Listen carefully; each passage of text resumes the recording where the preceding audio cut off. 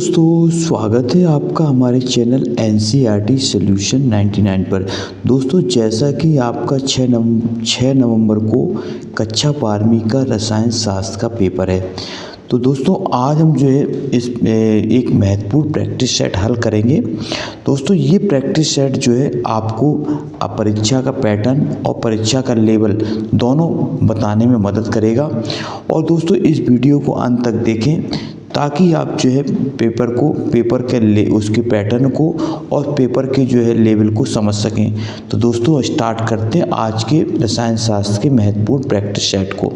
दोस्तों इस practice set के हल करने से आपके सेल्फ कॉन्फिडेंस या आत्मविश्वास में वृद्धि होगी।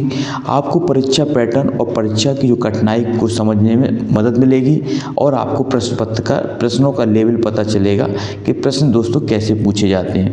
और दोस्तों आपका तीसरा महत्वपूर्ण जो कारण है वो आपको समय प्रबंधन या समय मैनेजमेंट का भी दोस्तों इसमें समझ विकसित होगी कि हमें किस प्रश्न के लिए कितना समय देना है। तो दोस्तों स्टार्ट करते हैं। तो दोस्तों देखते हैं पहला प्रश्न क्या पूछा है। दोस्तों पहला प्रश्न पूछा हेनरी का नियम का सूत्र बताना है। दोस्तों हेनरी का नियम बताना है। तो दोस्तों हेनरी ने आपके बिलियन पार्ट से संबंधित है। तो दोस्तों हेनरी ने एक नियम दिया था कि जो गैस की द्रव्यों पर जो डाली विलेयता होती दोस्तों, वो गैस पर डाले गए उसके मोल अंश के समानुपाती होती है। दोस्तों इसको याद रखना, जो विलेयता होती है गैस पर डाले गए मोल अंश के समानुपाती होती है। तो दोस्तों इसका जो राइट आंसर होगा वो होगा दोस्तों सी। दोस्तों हेनरी ने जो सूत्र दिया था उनके अनुसार जो गैसों की जो विलेयता होती है, जो दाब होता है, वो दोस्तों हमारे जो है उसके मोल अंश के समानुपाती होता है। इसको आप याद रखेंगे। दूसरा प्रश्न पूछा दोस्तों मर्क्यूरिक सेल का उपयोग निम्नलिखित में से किसके लिए प्रयुक्त होता है। दोस्तों मर्क्यूरिक सेल होते हैं, इसमें बताना किस में लिए प्रयोग होता है। श्रवण यंत्र के लिए, दीवार घड़ी के लिए, कॉल बेल के लिए या अलार्म घड़ी। तो दोस्तों मर्क्यूरिक सेल का उपयोग दोस्तों श्रवण यंत्र जो छोटे उपकरण होते हैं उनके लिए किया जाता है, श्रवण यंत्र बनाने में किया जाता है। इसको आप याद रखेंगे। संक्रमण तत्व अनुचुंबकीय व्यवहार प्रदर्शित करते हैं क्योंकि इनमें होते हैं दोस्तों बताना संक्रमण तत्व होते हैं, ट्रांजिस्टिव एलिमेंट है, वो क्यों दोस्तों अनुचुंबकीय व्यवहार करते हैं। तो दोस्तों इसका जो राइट आंसर दोस्तों अर्धपूरक कक्षक। दोस्तों इनमें जो है अयुग्मित इलेक्ट्रॉन पाए जाते हैं और दोस्तों इनके जो कक्षक होते हैं वो अर्धपूरित होते हैं। इसके कारण दोस्तों ये अनुचुंबकीय व्यवहार को प्रदर्शित करते हैं। इसके बाद दोस्तों प्रश्न क्रमांक तीसरा देखते हैं। तीसरा दोस्तों किससे संबंधित है। प्रश्न क्रमांक दोस्तों तीसरा पूछा गया है, केंद्रीय धातु आयन या परमाणु से जुड़े लिगेंडों की संख्या क्या कहलाती है। बहुत ही महत्वपूर्ण प्रश्न है दोस्तों। केंद्रीय धातु आयन और परमाणु से जुड़े लिगेंडों की संख्या ऑक्सीकरण संख्या कहलाती है, समन्वय मंडल कहलाता है, अपचयन संख्या कहलाती है, उपसहसंयोजन संख्या। तो दोस्तों इसको कहते हैं उपसहसंयोजन संख्या। केंद्रीय धातु या परमाणु से जुड़े जो लिगेंड होते हैं उनको दोस्तों उपसहसंयोजन संख्या कहते हैं। इसको आप अच्छी तरह से याद रखें। दोस्तों ये प्रश्न दोस्तों इसमें कभी कभी इसकी दोस्तों परिभाषा भी पूछी जा सकती है, उपसहसंयोजन क्या होता है। प्राथमिक एमिन की संरचना दोस्तों बताना कैसी होती है।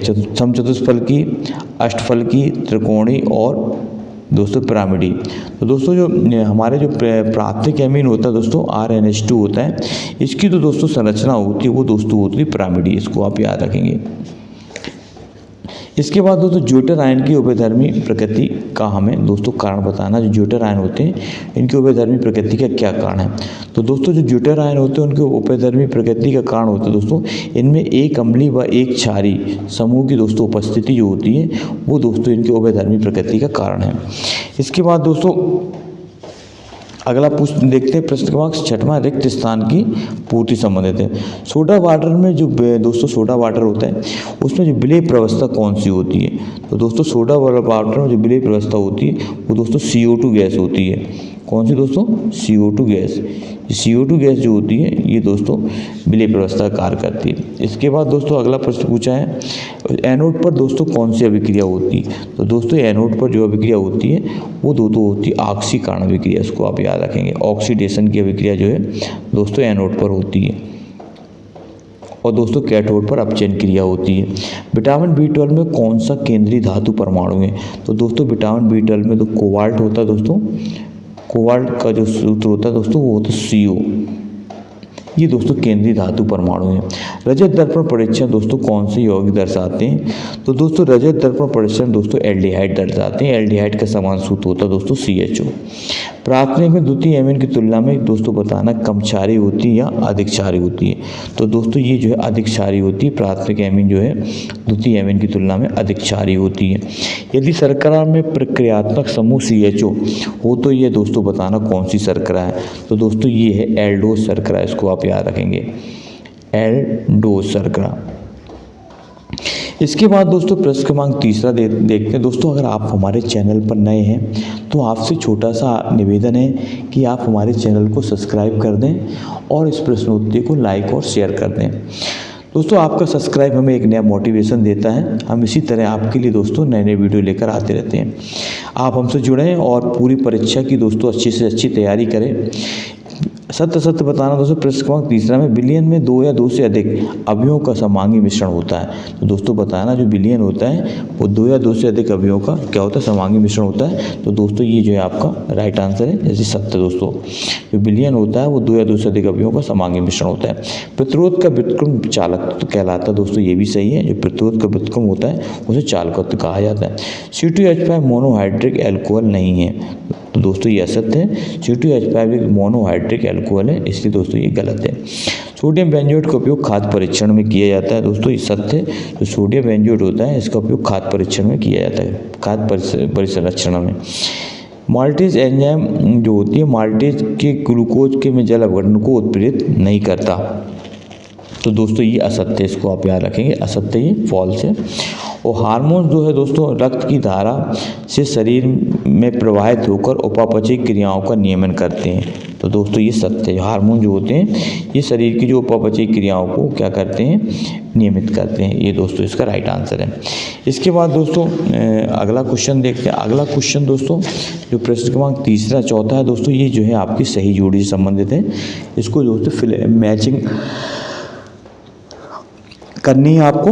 तो दोस्तों बताना है पहला प्राथमिक सेल्स जो दोस्तों होते हैं वो अनुत्क्रमणीय अभिक्रिया को दर्शाते हैं, इसको ध्यान रखें आप। इसके बाद सक्रिय ऊर्जा जो होते हैं दोस्तों ये ऊर्जा अवरोध को व्यक्त करते हैं। पॉली जो है एलो एल्केन होते हैं दोस्तों, पॉली एल्केन होते हैं ये दोस्तों आपके जो है ये इसमें आता है दोस्तों का फ्रियोन को दोस्तों CFC कहा जाता है, क्लोरोफ्लोरोकार्बन। कार्बोक्सिलिक अम्ल जो होते हैं दोस्तों वो एस्टीकरण की क्रिया देते हैं, इसको भी आप याद रखें। और एजो व्यंजन जो दोस्तों ये रंजक की तरह कार्य करता है। इसका पाँचवें का दोस्तों ये है। इसके बाद दोस्तों प्रश्न क्रमांक चौथा देखते हैं। प्रश्न क्रमांक पाँचवा, एक शब्द में वाक्य में उत्तर दीजिए। दोस्तों पूछा है कैडमियम में अयुग्मित इलेक्ट्रॉनों की संख्या होता है। तो दोस्तों कैडमियम में जो अयुग्मित इलेक्ट्रॉन संख्या होती है दोस्तों वो होती 0, क्योंकि दोस्तों कैडमियम के जो बाहरी कोष होते हैं वो भरे होते हैं, इसलिए दोस्तों इसमें जो अयुग्मित इलेक्ट्रॉन होते हैं वो 0 होते हैं। दोस्तों क्रोमियम आयन का रंग बताना किस प्रकार का होता है। तो दोस्तों इसका रंग वायलेट होता है या बैगनी होता है, इसको आप याद रखेंगे। इसके बाद दोस्तों प्रश्न कैटेकॉल की संरचना बताना। तो दोस्तों कैटेकॉल की संरचना इस तरह होती है, एक बेंजीन की रिंग होती है दोस्तों इसमें, और दोस्तों यहाँ पे एक नाभिक से एक OH यहाँ जुड़ा होता है और दोस्तों एक OH यहाँ पे जुड़ा होता है। इसका सूत्र होता है दोस्तों C6H4OH का होल ट्वाइस। ये दोस्तों इसका CC है। इसको दोस्तों इसका जो दूसरा नाम है 1,2 डाई हाइड्रोक्सी बेंजीन भी कहा जाता है। द्वितीय अल्कोहल के ऑक्सीकरण से प्राप्त होने वाले उत्पाद का नाम बताना। तो दोस्तों द्वितीय अल्कोहल का जो ऑक्सीकरण करते हैं तो इससे जो प्राप्त होने वाला दोस्तों उत्पाद है वो है हमारा कीटोन, इसको आप याद रखें, कीटोन। ग्लूकोज की ब्रोमीन जल से क्रिया करने पर प्राप्त यौगिक का नाम बताना। तो दोस्तों इससे जो यौगिक प्राप्त होता है वो दोस्तों ग्लूकोनिक अम्ल। कौन सा दोस्तों, ग्लूकोनिक अम्ल। इसके बाद दोस्तों प्रश्न क्रमांक छठा देखते हैं। छठवें में क्या पूछा गया। छठवां दोस्तों ये 2 नंबर के क्वेश्चन, 2 मार्क्स का विशिष्ट चालकता की परिभाषा बताना। तो दोस्तों विशिष्ट चालकता की परिभाषा याद रखना। तो दोस्तों विशिष्ट चालकता की परिभाषा देखते हैं। तो दोस्तों विशिष्ट चालकता की परिभाषा है विशिष्ट प्रतिरोध के वितरण को दोस्तों विशिष्ट चालकता कहते हैं, इसको याद रखें। विशिष्ट प्रतिरोध के वितरण को विशिष्ट चालकता कहते हैं। इसे दोस्तों कप्पा से प्रदर्शित करते हैं। कप्पा इक्वल टू होता है 1/ρ। इकाई होती है दोस्तों ओम इनवर्स सेंटीमीटर इनवर्स। इसके बाद दोस्तों अगला क्वेश्चन है सेल स्थिरांक की परिभाषा व इकाई बताना। दोस्तों सेल स्थिरांक की, तो सेल स्थिरांक क्या होता है दोस्तों?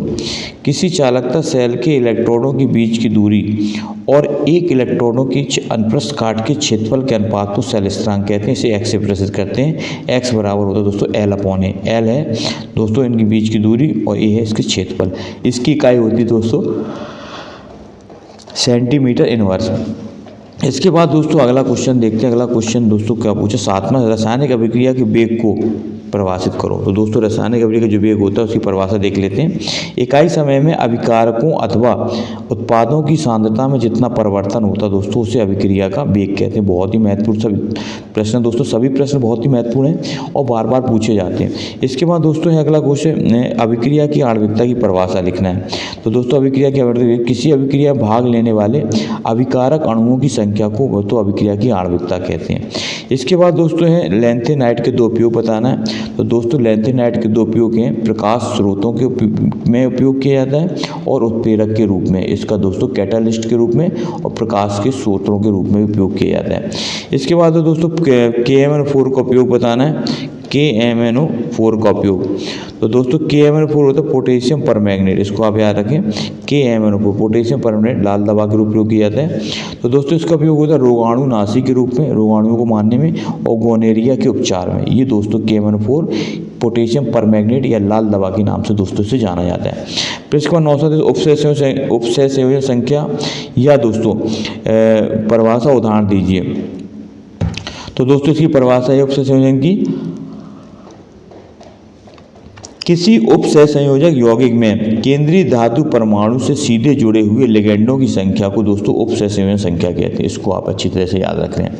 इसके बाद दोस्तों प्रश्न क्रमांक अगला देखते हैं। अगला 10वां पूछा केंद्रीय धातु परमाणु की परिभाषा। केंद्रीय धातु परमाणु की परिभाषा उदाहरण से।